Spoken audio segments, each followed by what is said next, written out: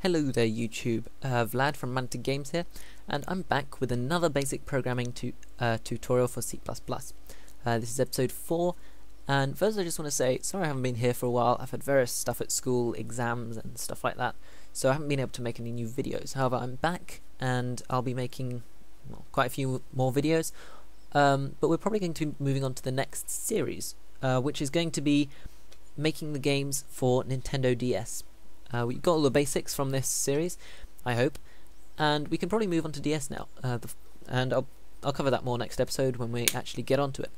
But before we move on to DS, there's still one more thing that we have to cover, which is functions, and we're going to be making a basic calculator today. But just before we start, I just want to cover this that Baxter X7 has posted. It won't change my file type to a C++ type. I don't know what's wrong. What I'm pretty sure is happening to you, I hope this is right, you don't have the extension on here. This is actually an option that you have to go into Organize and wherever, folder and search options, and you change it there. But if you don't want to have to do that, you can quite easily just make a file of the CPP file type just by opening Notepad and going File, Save As, and wherever you want. I've got mine in my day 4. You just save it as whatever .cpp. And make sure that this is on all files. So just by doing test.cpp, save, and there you have it. C++ source file, that's test.cpp. So pretty simple. Just do that and you should have no problems. Leave a comment if you still got a problem or I didn't cover it properly. But yeah, that should be it. Just proving that I do read all the comments, and I will probably reply to most of them. Or address them in a video, so be sure to leave a comment if there's anything you don't understand or anything you want me to cover a bit more. So let's get started straight away on making our calculator. So basically, before we make the calculator, we're going to have to make two variables to store our two values of what we're going to be, the two numbers that we're going to be using. So we're just going to go int val1, val1 and val2. Right, so that's just defined val1 as an integer and val2 also as an integer. Now we're going to write out, cout, and we're going to write first number. Okay, colon, and then we're going to cin to val1, our first number, and we can just copy and paste that for val2. To second number, val2, and finally I'll just print both of those out, and then we can go through what this code actually means. And I'll just put a comma in between them both just so you can tell that they're separate. val2 and L. Right, so when we compile and run that, we shouldn't get any errors. Yep, we didn't get any errors, and now when we run it, we get first number. So what's happened so far is we've just gone straight to main, and we define these two as val1 and val2, both as integers, which is a number without a decimal point, so we could probably change that a bit later, and it's written out first number with no end line at the end, which is why the little cursor thing is just there. And now it's waiting for our input, and it's going to store it in val1, which has to be an integer, so no decimal places, but has to be a number. So we're just going to put 30, press enter, and it's stored that val1 is now equal to 30. Now we've got it's asking us for a second number, which is going to store in val2, so we'll put in 20.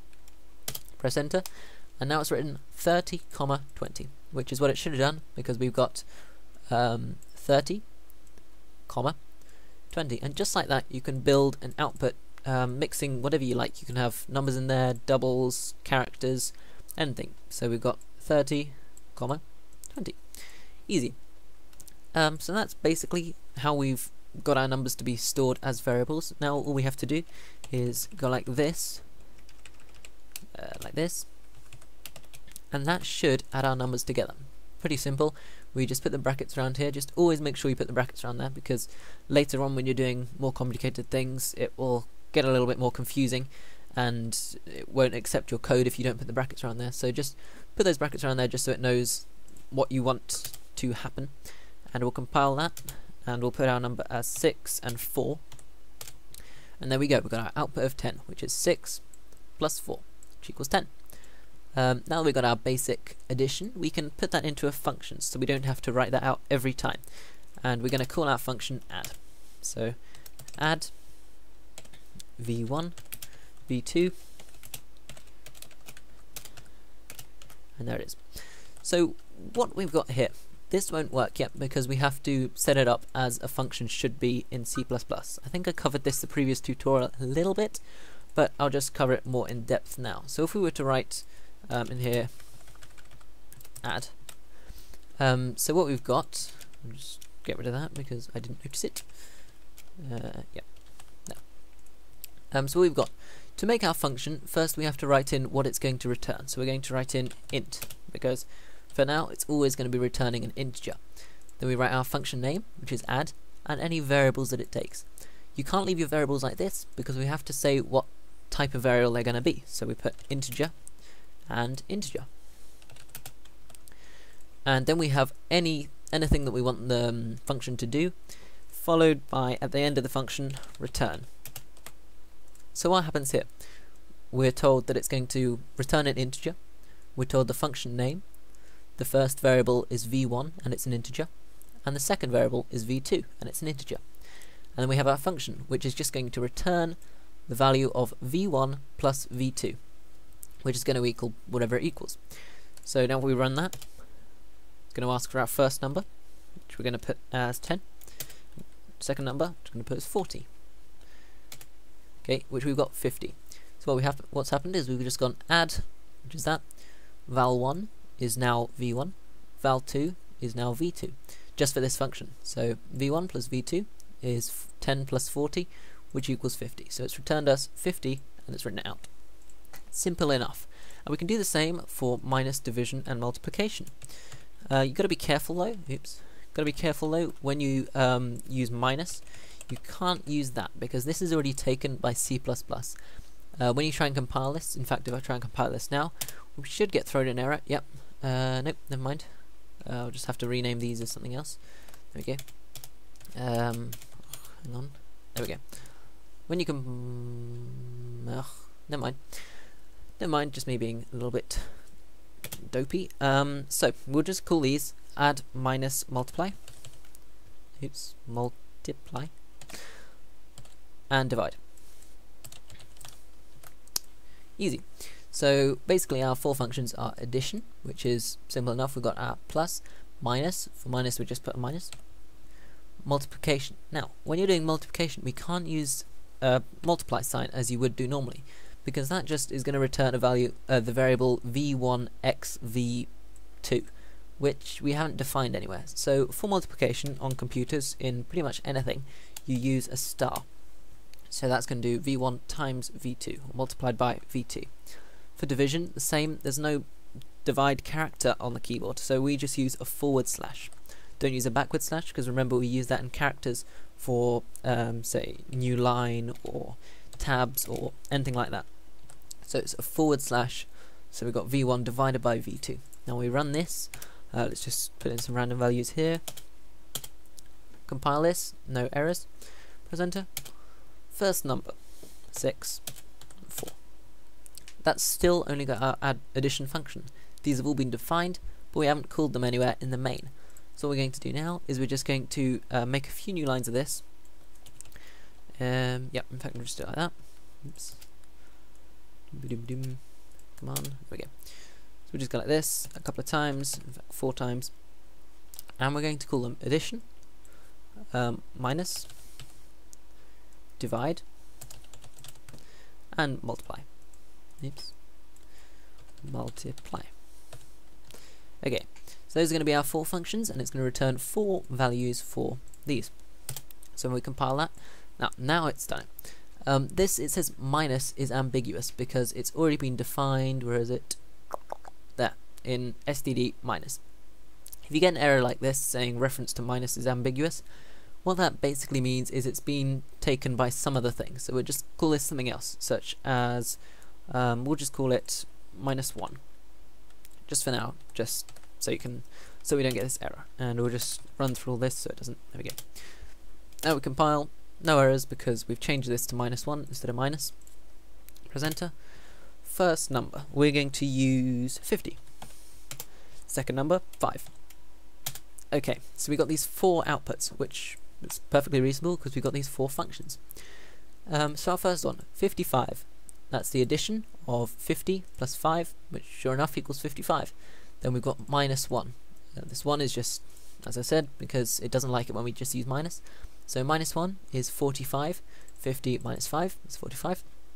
50 divided by 5 is 10, which is that one. And 50 times by 5 is 250, which is that one there. So they all work fine. Now I'm just going to show you what happens if we try and use a decimal point. So when we run this, and we were to say 5.5 and 0.5, already we've come up with this error because it doesn't understand the decimal point, because we've only initialized these as integers. So we can just close that, and if we wanted to, there we go, so it's just ended our program. If we wanted to accept these decimal points, we're going to have to change these to doubles. So remember, a double is basically an integer that allows decimal points. So that's our first double, and we'll have to change all of these to doubles too. So the way I'm going to do that is just going to replace int with double. We'll start from the top. So replace that one, that one, that one, that one, that one, that one, that one, that one. So replace all of these, but not that one there. That one's fine as it is. You can do it if you want, but okay.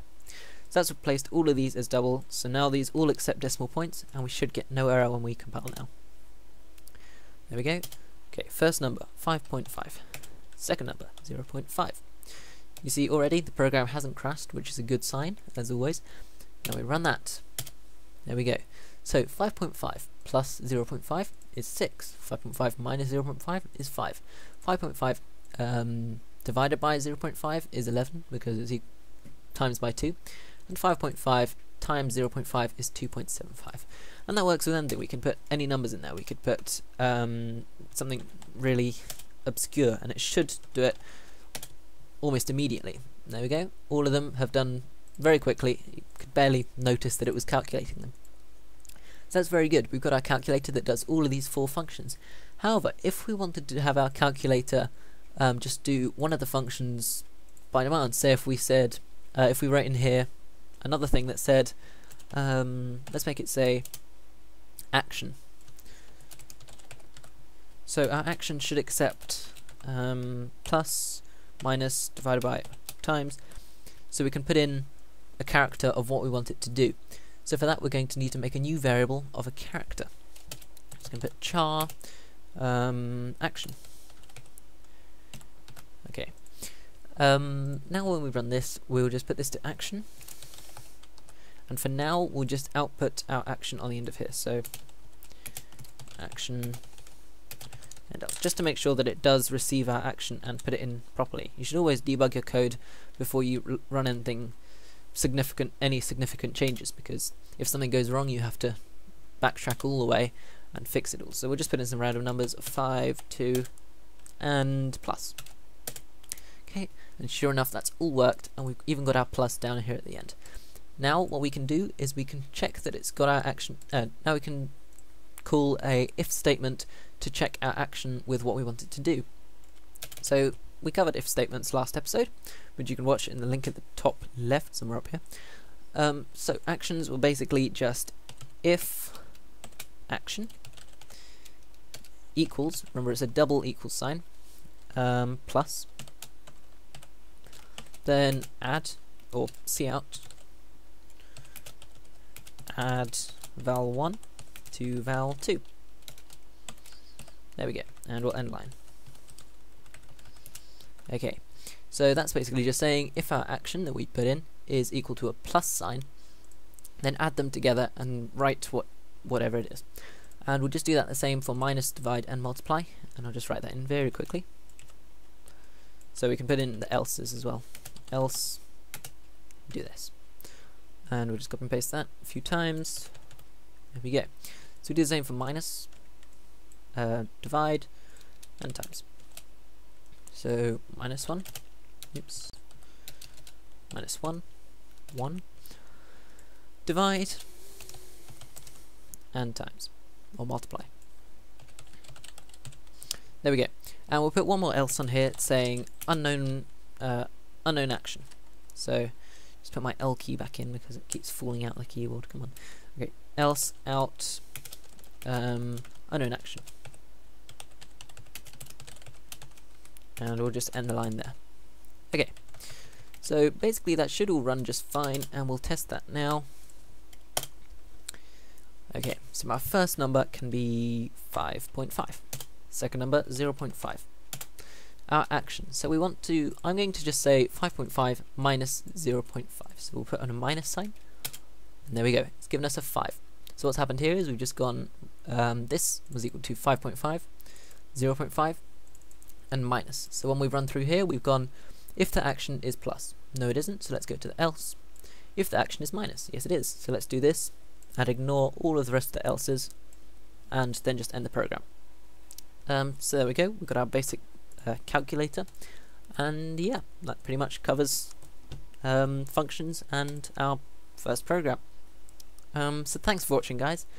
See you next series when we're going to be doing our Nintendo DS stuff, and leave a like, comment, favorite, whatever you feel this video is worth.